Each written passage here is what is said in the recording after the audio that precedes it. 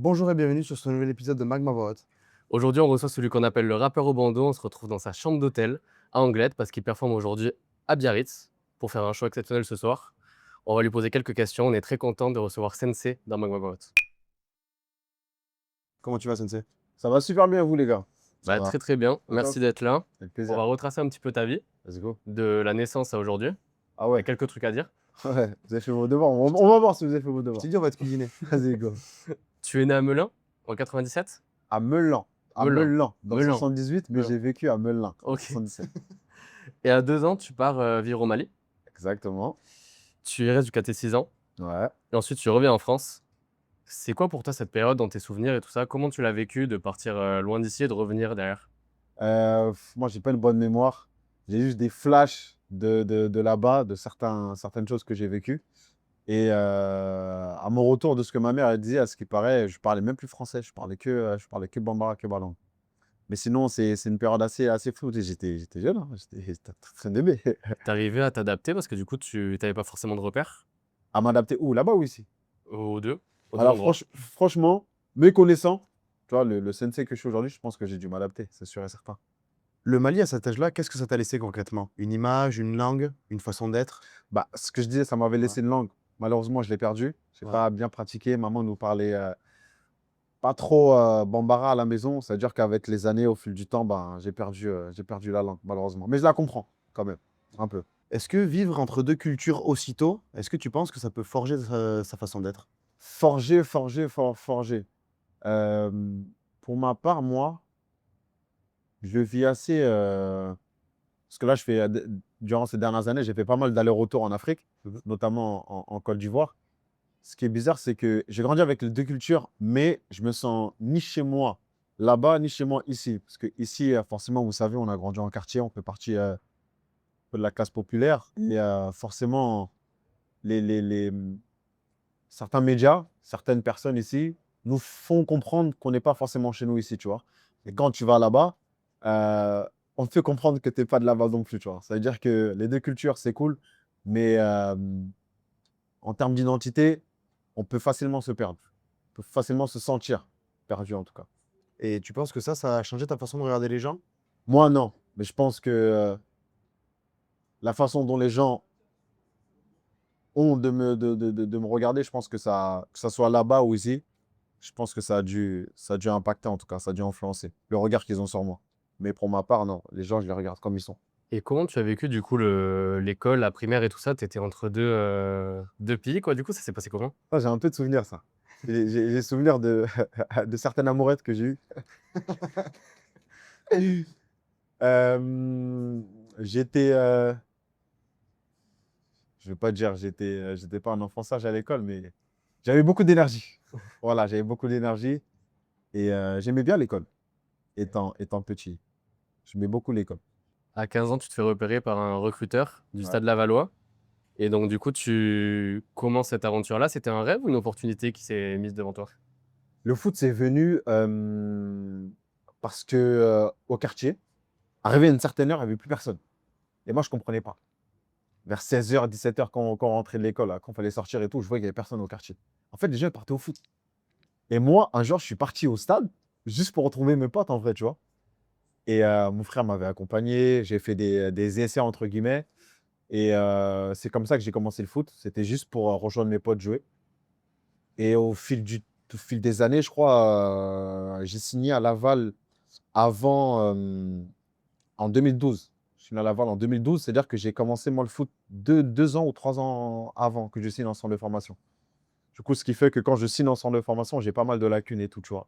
Parce que j'ai commencé le foot tard, comparé à d'autres personnes qui ont commencé en poussant en benjamin. Et j'ai eu pas mal de lacunes. Arrivé là-bas, tactiquement, tu vois, le jeu sans ballon. Je sais pas si vous jouez au foot, vous jouez un peu au foot, les gars? Non, du tout. Non, vous n'avez pas de notion? Non. C'est-à-dire les déplacements un peu sans ballon, c'était un peu compliqué. Il fallait que. J'avais 2 fois plus de travail à faire que les autres. Tu penses que on peut devenir professionnel à n'importe quel âge au football ou à partir d'un certain âge, c'est bloqué? À n'importe quel âge, non. Non, je pense à partir de 15, 16 ans, quand tu commences un peu à devenir un jeune homme, tu peux, tu as tes chances selon tes qualités. Mais avant c'est encore tôt. Parce que physiquement, il faut tenir un peu. Dans un centre de formation, tu vis, tu manges, tu dors football. Ouais. Est-ce que la musique faisait déjà partie de ta vie à ce moment-là? Ouais, quand j'ai signé à Laval, la musique faisait partie de ma vie. Parce que j'avais commencé à Melun Ouais. avec un gars à moi qui s'appelle Jojo. On avait créé un groupe qui s'appelait Jacques Almond. On faisait des freestyles en bas de la tour et tout. On les mettait sur Facebook. C'est comme ça que ça a commencé. Après, j'ai signé à Laval et j'ai rencontré mon premier producteur pardon, qui s'appelle Minos, producteur du label Made Up. J'ai enregistré dans son garage et c'est comme ça que l'aventure elle a commencé, hein. On a fait nos premiers clips, nos premiers concerts. C'est là-bas que j'ai mis la première fois mon bandeau. C'est là-bas que j'ai commencé à les vendre aussi. Et voilà, mon début de carrière, là, c'est comme ça. Ça, c'était combien de temps avant de signer à Laval? C'était justement la première année quand je signe à Laval. La première année du centre de formation. Tout en même temps, du coup. Ouais, c'est ça. Donc, tu avais un peu une double vie, quoi. J'avais une double vie. Ouais. Mais les coachs, au début, ils ne savaient pas. Non, c'est à la fin, quand ça a commencé à marcher, entre guillemets, les gens commencent à me connaître. Je commençais à passer dans les articles, les journaux et tout, les week-ends, par rapport à la musique. C'est-à-dire que certains coachs, même certains joueurs ne savaient pas, ils sont tombés sur ça et c'est comme ça que ça s'est su.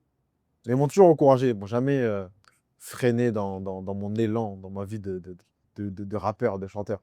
Le soir dans ta chambre, tu noircissais tes cahiers de mots, tu enregistrais tes premières compos. Est-ce que c'était une révélation ou une fuite de ta part? C'était une passion, une révélation. Plutôt une révélation. Ouais, ouais, une révélation. Et donc, tu arrêtes le foot à quel âge? J'arrête le foot à quel âge? J'ai fait 4 ans au stade. Je crois que j'ai arrêté à 18 ans, 17 ans, 18 ans. C'était un deuil ou plutôt un soulagement, du coup, par rapport à Moi, ce que c'était un tu avais soulagement. accompli? Ah, Ok. c'était un soulagement. Laisse tomber, le foot, c'était trop compliqué, frérot. Après Laval, j'ai fait 1 an où je faisais pas mal d'essais à longue échelle. Je suis parti au Canada, je suis parti en Roumanie, je suis parti en Belgique. Pendant 1 an, comme ça, j'étais avec des agents qui m'ont fait faire des essais dans pas mal de clubs. Mais c'était plus un rêve, c'était plus ma passion, c'était plutôt le rêve de mes proches, tu vois. C'est-à-dire que quand j'ai arrêté, c'était un soulagement, laisse tomber. Tu as déjà pensé à ce que ta vie aurait pu être si tu avais été footballeur professionnel? Franchement, je sais pas. Non, mais j'y ai jamais pensé, je sais pas. Je pense pas que j'aurais kiffé. Tu vois ton grand frère sur scène dans une comédie musicale, Ouais, donc tu te souviens de ces moments-là. ouais. Est-ce que c'était pour toi un moment émotionnel? La première fois que j'ai vu mon grand frère chanter, Boubacar, dans une comédie musicale, j'ai kiffé. Les gens le regardaient, ils étaient émus. En plus, lui, il chante super bien, tu vois. Du coup, il avait scotché pas mal de personnes ce jour-là, dont moi. Et il a fait partie d'une de mes références, ouais, pour me lancer dans la musique. Il est dans le monde de la musique aujourd'hui? Non, il n'est pas dans le monde de la musique, il est cuisinier. Il nous fait des petits plats des fois le week-end. Ah, des petites gaufres. Donc, du coup, il t'a transmis cette passion pour la musique. Ouais. Est-ce que tu te souviens de ton premier texte? Mon premier texte, Ouais. je me souviens pas du tout. Ne me demande même pas de le rapper, de chanter. Je me souviens pas, je suis désolé, les gars. Je suis désolé. Et donc, c'était juste avant le Stade Lavallois. T'avais quoi, 15 ans, 15-16 ans? Ouais, C'est ça. ouais, c'est ça. Ouais. Ok. Tu crées l'artiste Sensei, inspiré du mot japonais sensei, qui veut dire le maître, Maître, c'est ça, et professeur. en lien avec Naruto, C'est ça, et surtout Kakashi. exactement. Pourquoi Naruto t'inspire autant? Quand on était jeune, il y avait 2 gros mangas, One Piece, Naruto. Il y avait il y avait DBZ aussi. Mais DBZ, c'est un peu plus vieux, tu vois. Mais la nouvelle génération, le nouveau shonen, là, il y avait One Piece, Naruto. Mon grand frère, lui, Boubacar, notamment, lui regardait plutôt One Piece. Moi, j'étais plutôt Naruto. Et voilà, hein, après l'école, ça passait sur Game One. Du coup, comme tout enfant, on regardait la télé, et j'ai kiffé. Et c'est les histoires, c'est les morales qu'il y a dans le manga, moi, qui m'ont fait accrocher. Est-ce que tu es toujours fier de ce nom d'artiste aujourd'hui? Sensei? Ouais. Ouais, toujours. Ouais? Toujours. Tu sais c'est quoi mon tout premier nom d'artiste? Non. Ah, ça vous l'avez pas trouvé, les gars. Ça Non, allait être ça n'a ça. pas reçu, et tu vas nous le dire? On veut bien savoir. Mon tout premier nom d'artiste, c'était Sex. S-E-X. Pourquoi? Je sais pourquoi, parce qu'un jour, il y a une fille qui m'a demandé comment je m'appelais. J'étais au collège. Je sais pas si vous me rappelez, c'était les téléphones à touche encore. Les Blackberry, là? Mais j'avais pas de BlackBerry, je sais plus j'avais quel téléphone, mais il y avait des touches. Il fallait appeler Oui. plusieurs fois pour atteindre la touche X ou Y et tout. Et quand j'envoie mon prénom, j'appuie sur la touche 7, je crois, où il y avait le S, S, E et le Y. J'ai appuyé 2 fois plutôt que 3 fois. Du coup, j'ai envoyé Sexdou. Mon prénom, c'est Cédou. J'ai envoyé Sexdou plutôt que Cédou. Le lendemain, au collège, ça a tourné, on a rigolé, etc. Et avec les gars, on s'est dit, je vais garder pas Sexdou, mais juste Sex, S-E-X. Et le plus fou dans tout ça, les gars, c'est que j'ai réussi à normaliser le fait que je m'appelle Sex. Et voilà, du coup, pendant quelques années, c'était mon nom d'artiste, Sex. C'est énorme. Ouais. Et le apostrophe après sensei, ça vient d'où? Petite fantaisie, ça. C'est nature, histoire d'eux. Il n'y a pas de signification sur l'apostrophe. Le bandeau, c'est né du coup d'un univers manga. Comment Totalement. tu réfléchis à ça à l'époque? Le bandeau, je le commande parce que je suis fan de Naruto de base. Je le mets un jour pour partir récupérer un collet à la poste. Je le mets sur mon front et tout, je sors. Et je vois les regards, je vois qu'on me regarde bizarrement. Et j'aime bien. Et je décide de le garder.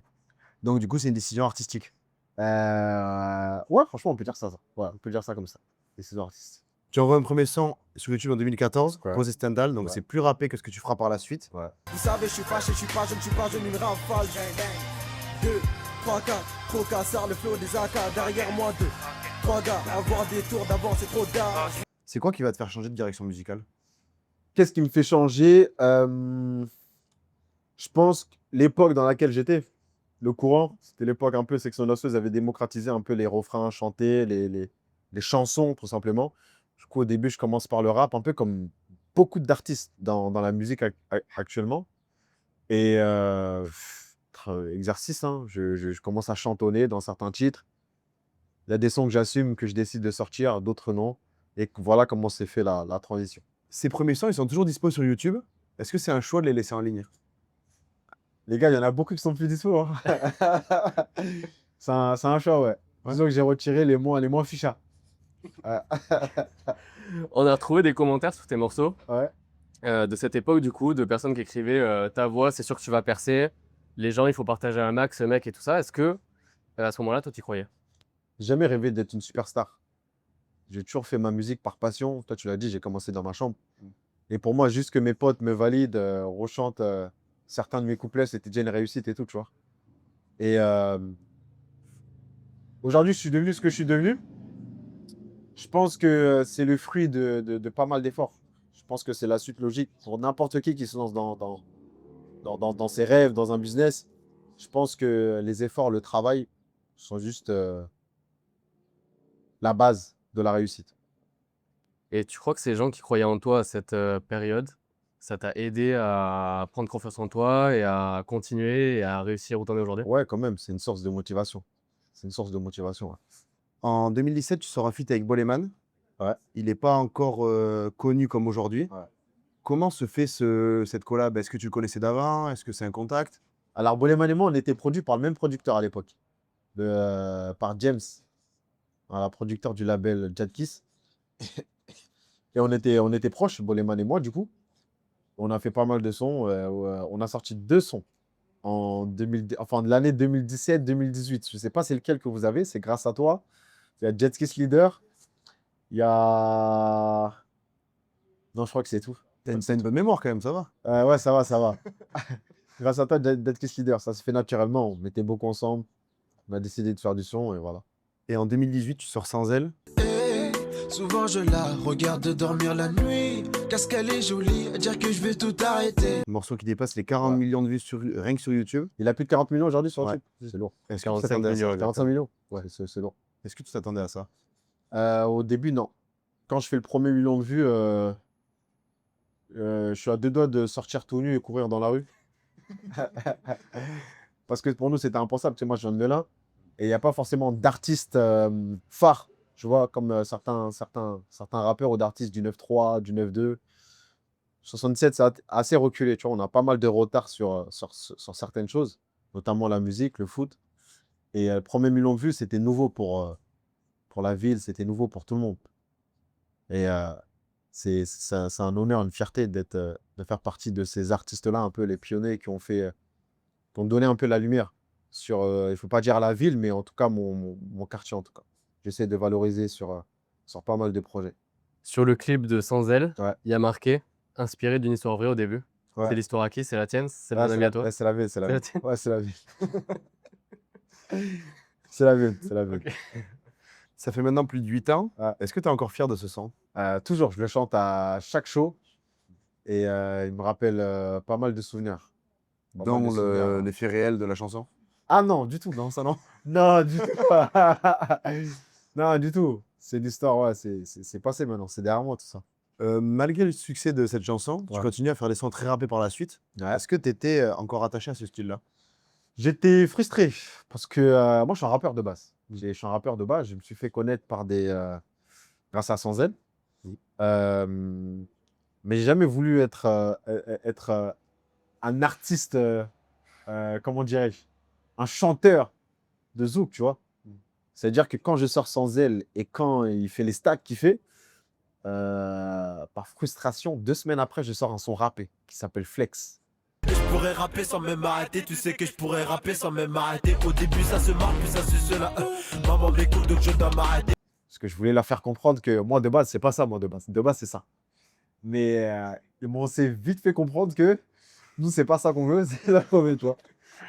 Et avec le temps, j'ai décidé de gérer ma carrière avec ma tête plutôt que mon cœur. Mais sinon à mes débuts, en tout cas, j'ai eu pas mal de frustration sur ça.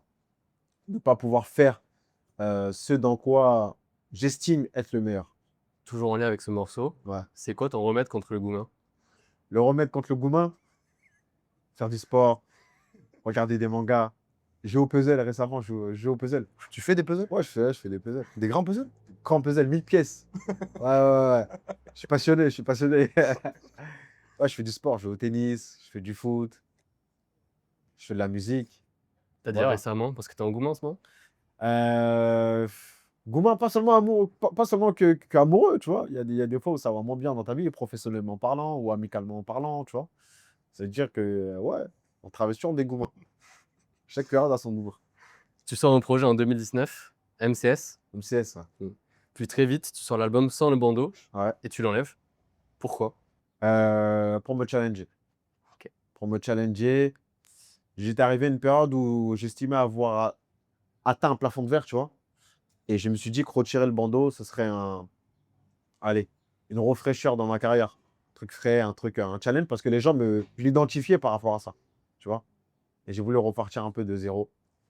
Et du voilà. coup, tu disais que tu as sorti un son dans l'album sans le bandeau, du coup? Enfin, non, c'était une mixtape? Ouais, j'ai retiré un son parce qu'il y a une polémique sur un titre, Ok. une grande histoire. Une grande histoire, je vous expliquerai qui tard. En off. En off, ouais, c'est une longue histoire. Dedans, il y a plusieurs feats. Ouais. Un nouveau avec Boleman, Ouais, un avec Wilson, un aussi. aussi avec Hiro, qu'on a interviewé d'ailleurs il n'y a pas longtemps. Aussi. Euh, Je voulais ici, oh. Pas ici, mais on l'a interviewé ailleurs, ouais. Ok, d'accord, non. Un gros classique dans ce projet, Ouais, Je t'aime, qui est ouais, un son magnifique d'ailleurs. ouais. Quand t'es là, je suis bien quand t'es là. Quand t'es là, quand t'es là, je suis bien quand t'es là. Quand t'es là. D'où vient l'inspiration pour ce morceau? Du titre, Je t'aime. Mm. C'est un morceau que j'ai fait pour une ex à moi. Ah. Et voilà, c'était une déclaration d'amour, tout simplement. C'est pas la même que sans elle, du coup. Non, C'est notre. non, pas même que sans elle. Une Les gars, par vous allez me faire chanson des histoires, les gars. Les gars, je vais faire des histoires, les gars. Attends. Non, c'était pas la même. Une par chanson, du coup. Une par chanson. Non, il y a certains titres, c'est la même histoire. Mais raconté sous différents angles, tu vois. Ensuite, le concept Un jour un son, pendant le Une par confinement. chanson, tu t'imagines? Tous les Ça sons. fait beaucoup. On sait jamais, hein. Excuse-moi, je t'ai coupé. Non, t'inquiète. Ensuite, il y a le concept Un jour un son. Ouais. Comment te vient cette idée? Pendant le confinement, il n'y avait rien à faire.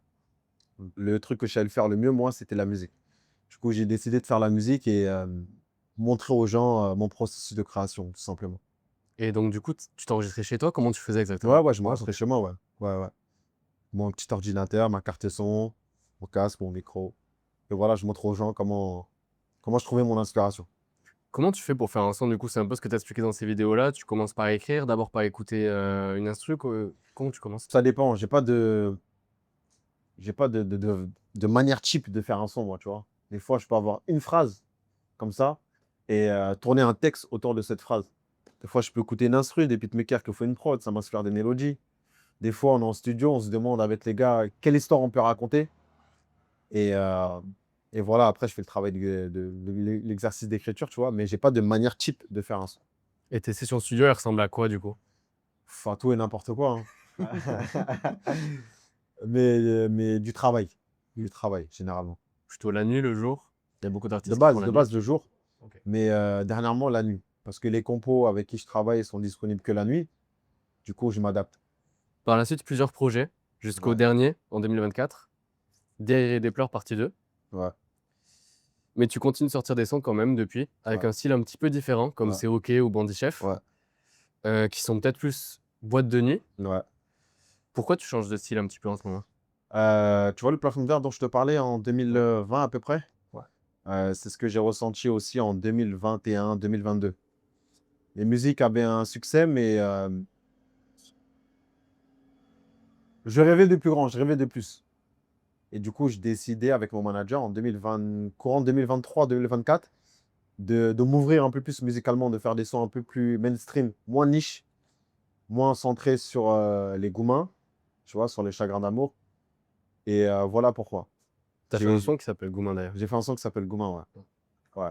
Ouais, le changement de DA, c'était pour toucher un public un peu plus grand. Mais récemment, je me suis rendu compte que j'ai tourné le dos à une grosse partie de ma fanbase, tu vois, ces dernières années. Et le prochain album, je vais retourner à la base. Ouais, du coup, en studio, on est en train de je ne vais pas dire se reprendre en main, mais retrouver l'essence, en tout cas, tu vois, des années 2018, 2017. On va se recentrer un peu sur notre créneau, notre style musical. Sans elle partie 2. Sans elle partie 2. Je pense pas qu'il y aura un Sans elle partie 2.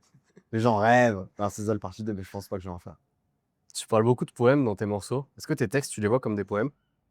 Certains, ouais. Certains, ouais. Moi, je suis un fan d'écriture. Je trouve certains, ouais. C'est quoi tes inspirations dans l'écriture? J'ai beaucoup écouté Youssoupha. Et j'écoute, je sais pas pourquoi je parle au passé, j'écoute énormément Youssoupha, tu vois. Vous connaissez, j'espère. Oui, Ouais. très bien. Je Une suis connu plume pour, rare, d'ailleurs. voilà, connu pour sa plume incroyable et précise. Et c'est un peu un petit hommage à lui, hein, histoire de le flambeau, tu vois. Malgré que je sois dans le registre dans lequel je suis aujourd'hui, j'essaie toujours d'être exigeant au niveau plume, niveau texte. Tu le connais personnellement? Enfin, c'est quelqu'un que tu fréquentes? Ouais, aujourd'hui, ouais, on se connaît personnellement avec Youssoupha. Ouais, c'est C'est un un peu bon rêve. vieux à moi qui me donne pas mal de conseils et de motivation dans ce que je fais. C'est une fierté d'avoir pu devenir proche de ce genre de personnes qui sont très connues. Ouais, mais laisse tomber. La première fois que je le vois en studio, moi, il neigeait. Ce jour-là, il neigeait. Je me suis assis dans ma voiture pendant 30 minutes, 1 heure. Et j'étais là, j'étais en train de me gratter. Je dis, j'étais avec Youssoupha en studio, les gars. J'ai fait une story et tout. Non, c'était un truc de fou. La première fois que je l'ai vu, c'était incroyable. On avait parlé. Il m'a donné beaucoup de conseils. Et aujourd'hui encore, il m'accompagne, hein.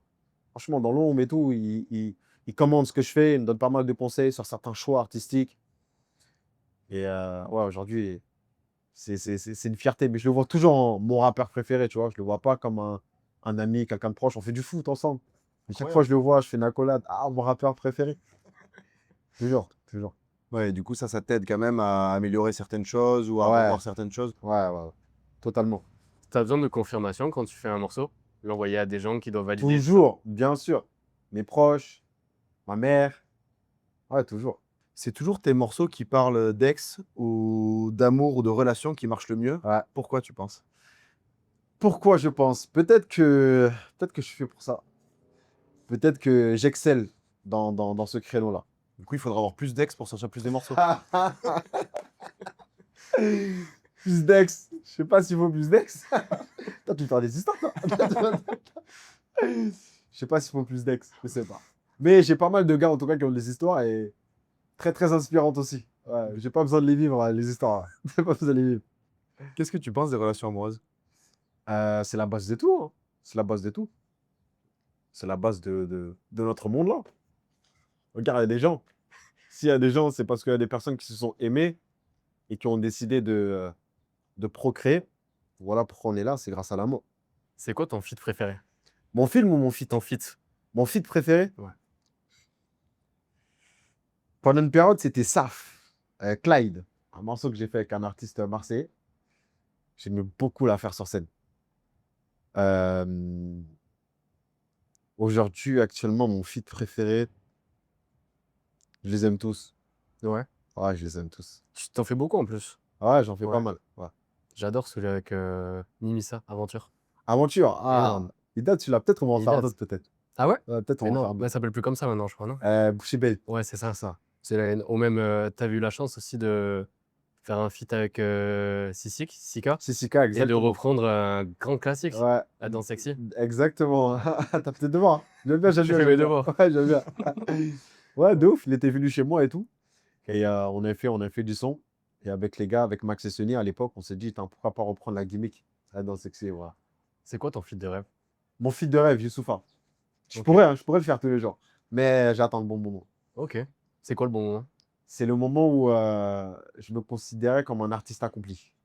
J'ai encore pas mal de choses à prouver, à me prouver. Dans Ragnard, tu dis. Ragnar? Ouais, Ouais, ouais, ouais, ouais, voilà, voilà. oui. Attends, on va rappeler du coup. parce que- Non, t'inquiète, t'as pas regardé Viking, toi? Non. Bon. Ah, les gars. Dans Ragnar, tu dis que tu peux chanter, Ouais. rapper et aussi faire comme une Kenji par exemple. Tu préfères faire quel style de musique? Moi, je préfère rapper. Ouais. Je suis plus à l'aise dans le rap. Mais je sais qu'on préfère m'entendre chanter. Maintenant, on va donner des thèmes Ok? et tu vas nous donner un son à toi qui correspond au thème. Ok. Quand t'es triste, t'écoutes quel titre de Sensei? Goumin. Ok. Quand t'es amoureux? Goumin. Le mec, Goumin, Goumin, Goumin. Quand je suis amoureux, j'écoute quoi? Quand je suis amoureux, quand je suis amoureux, c'est pas le son que j'écoute. Non, c'est d'autres sons. Et pour quelqu'un qui est amoureux, tu lui ferais écouter quel titre à toi? Le morceau Je t'aime. Quand t'es en goumien? Goumin. Quand tu veux faire la fête? Et c'est ok. Quand tu couches avec quelqu'un? C'est pas en ce moment. J'écoute Chill. Ok. De Ronisa et Lissandro. Tu as mis récemment sur tes réseaux Objectif Olympia 2027? Ouais. C'est pas l'objectif. On va le faire. Oh, Ouais. c'est un rêve? C'est quoi l'Olympia pour toi? C'est la suite logique. Voilà. La suite logique de la Cigale. Parce que tu as fait la cigale du coup? En 2023, exactement. Ouais. C'était, tu l'as vu comme quoi? Comme un objectif, une réussite? T'as été content de ce que t'as fait là-bas? Moi, de base, je voulais pas faire. Je suis un grand peureux, moi. C'est mon manager qui le fait, qui loue la salle, voilà, qui m'impose cette date.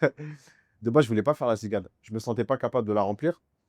Et au final, Dieu merci, ça s'est bien passé. Et qu'est-ce que je ressens? De la fierté. Je suis très ému à la fin du concert. Quand ils allument les lumières. Tu sais que moi, c'est après le concert que j'ai réalisé qu'il y avait autant de personnes dans les vidéos et tout, tu vois. Mais sinon, dans le concert, j'avais des ears, j'entendais pas forcément bien le public. Et vu que j'avais des lunettes, il faisait assez sombre, du coup, je voyais pas euh, le, le- le- le nombre de personnes qu'il y avait. Et c'est à la fin que j'ai allumé les lumières, j'ai réalisé. Et je suis très, très ému. Quand t'avais le bandeau, du coup, tu mettais des lunettes aussi ou pas? Oui, il me semble, hein, dans mes clips, ouais, toujours. De base, moi, j'aime pas trop montrer mon visage. C'est pour ça que Ok. j'étais un peu caché à l'époque. Bandeau, lunettes, Et t'as des pas vu fois de cagoule? capuche. Non, j'ai pas vu de cagoule, non. C'est quoi la plus grande salle ou stade que t'aimerais faire? J'en ai Vraiment, pas. genre, J'en ai pas forcément. Je rêve pas de faire des grands stades, moi. Une bonne Ouais. carrière, ça me suffit. Ok, la scène, c'est pas forcément ton truc Si, au préféré? contraire. La scène, c'est ce que je préfère Ok. le plus tu vois, interview, clip ou même studio. Quoique la création musicale aussi, j'aime bien en studio. Mais la scène, c'est ce que je préfère le plus.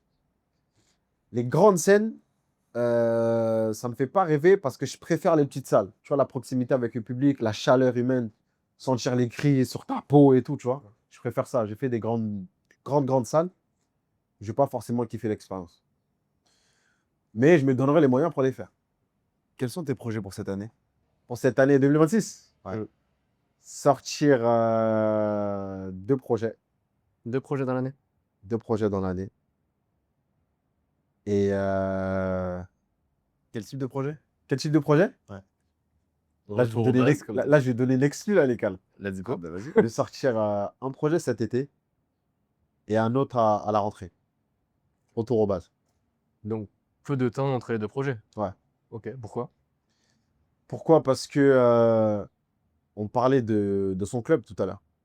J'en ai fait pas mal là durant ces 2 dernières années. Et quand on fait la tracklist du projet qui sort qui sort à la rentrée, pardon, on se rend compte qu'il y en a trop. Du coup, je décide d'en retirer pour en rajouter, pour les remplacer par ce que je te disais, des sons, hein, des type sensei, type sensei. Et ceux qu'on a retirés, je vais faire un petit projet avec et les sortir là cet été. Ok. Projet 2027, du coup, Olympia? Olympia, ouais. Ouais. Et un autre album. Un autre album aussi? Ah. Même 2. Projet 2028? Je sais pas encore. Si je suis encore en vie, voilà, je sais pas encore. Ça serait quoi ta plus grosse réussite musicale de toute ta carrière? Musical. Ouais. Une grosse réussite musicale. La mère, elle t'inspire? La mère inspire, les mouettes inspirent. Ma plus grande réussite musicale. Faire un Stade de France. Et personnel? Personnel, être heureux. T'es pas heureux aujourd'hui? Je cumule plein de moments de bonheur. Du coup, je me sens heureux actuellement. Ben, merci beaucoup d'avoir été là Plaisir, les aujourd'hui. gars. Faut que tu regardes Viking, frérot. Je vais regarder Viking. Comment on peut te suivre, toi? Comment on peut me suivre? Ouais. Sur mes réseaux, Snap, Insta, TikTok, Twitter, Sensei officiel, partout, c'est simple. Donc voilà. C'est brancher l'équipe. Allez nous suivre également sur Instagram, Facebook, TikTok, LinkedIn. Abonnez-vous à la chaîne YouTube. Activez la petite cloche. Les commentaires. Allez stream SNC. Spotify, Deezer et partout en fait, hein. Partout, YouTube, partout. On se dit à vendredi prochain pour une nouvelle vidéo. Ciao. Bisous!